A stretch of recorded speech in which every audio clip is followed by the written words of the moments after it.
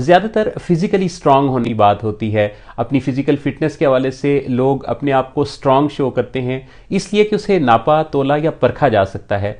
Mentally strong होने के बारे में ज़्यादा बात इसलिए भी नहीं होती कि इस बारे में कोई पैमाना नहीं था, लेकिन अब के दुनिया में इतनी रिसर्चेज और इतनी डेवलपमेंट हो चुकी है कि माइंड साइंटिस्ट्स बता सकते हैं कि मेंटली स्ट्रांग कौन पर्सन है और उसका क्या पैमाना है। आज मैं आपसे बात करूंगा ऐसे चंद पॉइंट्स पर कि जिन पर अपने आप को परख कर हम अंदाज़ा लगा सकते हैं कि क्या हम मेंटली स्ट्रांग हैं। सो तैयार हो जाइए और ये जो चंद बड़े ख़ास पॉइंट्स हैं इन पर ज़रा जायज़ा ले लीजिए कि आप अपने आप को किस दर्जे पर देखते हैं।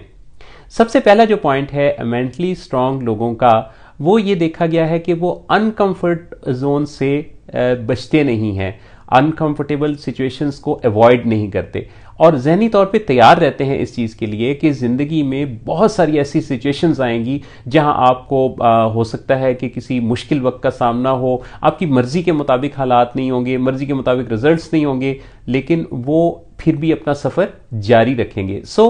सिर्फ कंफर्ट जोन की बात ना सोचें, कंफर्ट जोन पर रहना आपके लिए मुश्किल होगा, ज़िंदगी में अनकंफर्टेबल सिचुएशंस आती रहेंगी। मेंटली स्ट्रांग लोगों की पहली निशानी यह है कि वो अनकंफर्टेबल सिचुएशंस के लिए अपने आप को तैयार रखते हैं। नंबर 2, मेंटली स्ट्रांग लोग अपने आप को ऐन उस वक्त जब वो थक जाते हैं वो मंजिल के लिए सफ़र को छोड़ते नहीं हैं। जिस तरह गाड़ियों के इंजन की कैपेसिटी तो काफ़ी तेज़ स्पीड के साथ चलने की होती है, लेकिन उसका जो गवर्नर है वो एक ख़ास स्पीड तक आपको महदूद रखने की बात करता है। हम उसके जो पीक वाला पॉइंट है हम उस तक गाड़ी की स्पीड को नहीं लेके जाते क्योंकि हम हिफाजत से अपनी मंजिल तक पहुंचना चाहते हैं। एंड इसी तरह हमारे ब्रेन का भी एक गवर्नर है जो हमारी उस पीक पॉइंट तक हमें नहीं ले जाना चाहता, बल्कि वो हमें तकरीबन 40% तक, जी हाँ हैरानकुन बात सुनिए कि 40% तक जब हम पहुंचते हैं तो हम इसे अपनी पीक परफॉर्मेंस समझ रहे होते हैं और हमारा ब्रेन हमें सिग्नल देता है कि you are doing your best. लेकिन हकीकत यह है कि हम 40 से भी ज़रा सा ऊपर कर सकते हैं। अब साइंटिस्ट ये तो नहीं कह रहे कि आप 40 से 60-80 तक पहुँचे, इससे अगर आप ज़रा सा भी ऊपर जाएंगे तो आपकी मंजिल आपको मिल जाएगी। लिहाजा ऐन समझिए कि जब आपको थकन महसूस होने लगे, आपको लगने लगे कि अब मैंने अपना बेहतरीन कर दिया है, तो बस यही वक्त है कि उससे ज़रा सा ऊपर कीजिए। अगले कदम पर आपकी मंजिल मुस्कुराते हुए आपका इंतज़ार कर रही है। नंबर 3, मेंटली स्ट्रांग लोग कन्फ्रंटेशन को अवॉइड नहीं करते। बहुत दफ़ा ज़िंदगी में ऐसी सिचुएशन आती है कि जहां आपको किसी को कन्फ्रंट करने की ज़रूरत पड़ती है।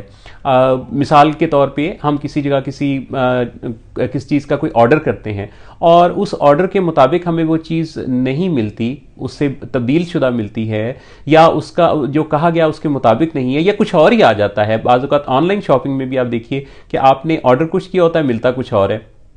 तो ऐसे में उस चीज़ के मुताबिक समझौता कर लेना, कॉम्प्रोमाइज़ कर लेना, बात ना करना, ये भी मेंटली वीक लोगों की निशानी है। मेंटली स्ट्रांग लोग ऐसे में बात करते हैं, अपने राइट्स को कॉम्प्रोमाइज़ नहीं होने देते, वो पूरी तरह से जांच पड़ताल करते हैं और जो चीज़ उन्होंने कही है या जिस बारे में किसी ने अगर उनकी हक तलफी की है तो उस बारे में आगे बढ़कर बात करने की पोजीशन रखते हैं।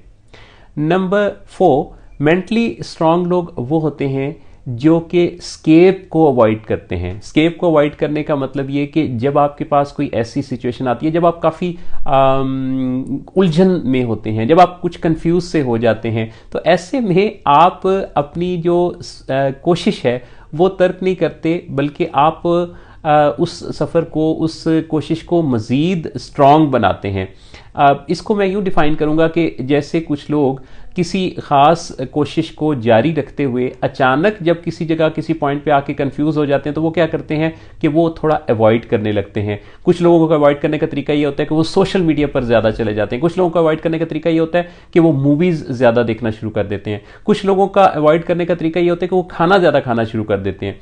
तो ये जो अवॉइडेंस होता है ना, ये फिर आपकी कोशिशों में बहुत बड़ी रुकावट बन जाता है। लिहाजा मेंटली स्ट्रांग लोगों की स्ट्रेटजी को अपनाइए और कभी भी ऐसी कोई सिचुएशन आ जाए जहां आप तजब्जुब में मुब्तला हो जाएं, तो आपने उस कोशिश को तर्क नहीं करना, अपना एजेंडा ही नहीं बदल लेना, बल्कि अपने सफ़र को जारी रखना है और मजबूती के साथ आपने आगे बढ़ते चले जाना है। मेंटली स्ट्रांग लोगों की पांचवी निशानी ये है कि वो कंप्लेंट्स नहीं करते, वो कंप्लेनर्स नहीं होते। बहुत दफ़ा देखा गया है कि बहुत सारे लोग अपने एजेंडे से ये कहकर हट जाते हैं कि इसमें ये चीज़ साजगार नहीं है, इसमें हुकूमत की पॉलिसी सही नहीं है, इसमें लोगों का फलां जो रिस्पॉन्स है वो ठीक नहीं है, मेरे घर का माहौल सही नहीं है, मेरे हालात इजाज़त नहीं दे रहे।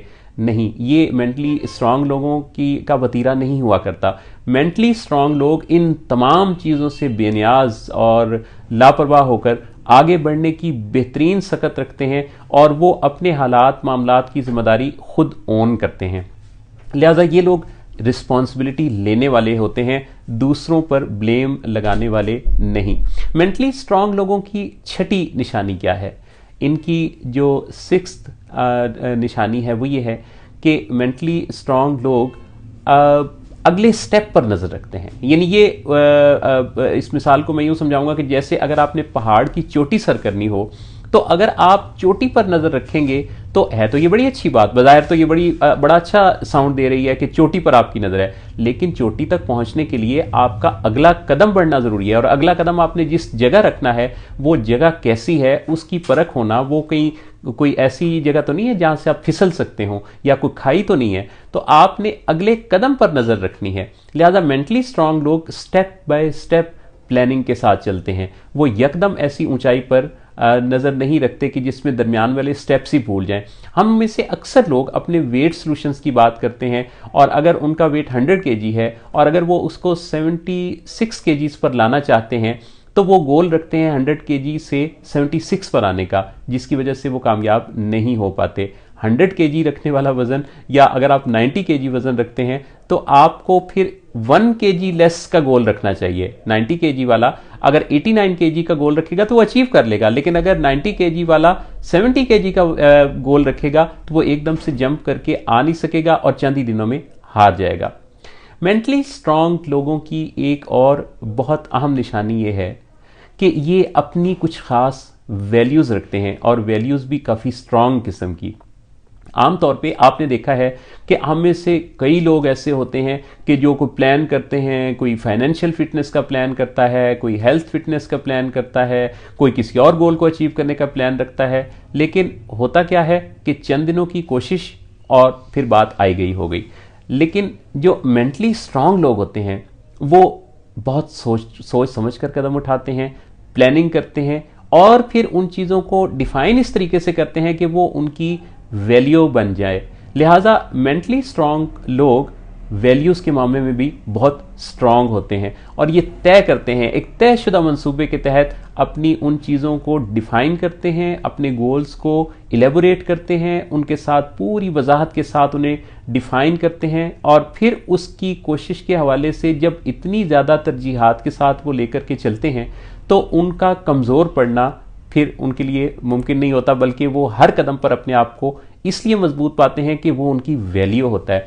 आप देखिए कि जैसे अगर किसी शख्स के नज़दीक रिलेशनशिप की कोई वैल्यू है तो उसी के रिलेशनशिप मजबूत होंगे। जिस शख्स के नज़दीक फाइनेंशियल फिटनेस वैल्यू रखती है तो वो फाइनेंशियल फिटनेस के हवाले से ही इकदामात करेगा।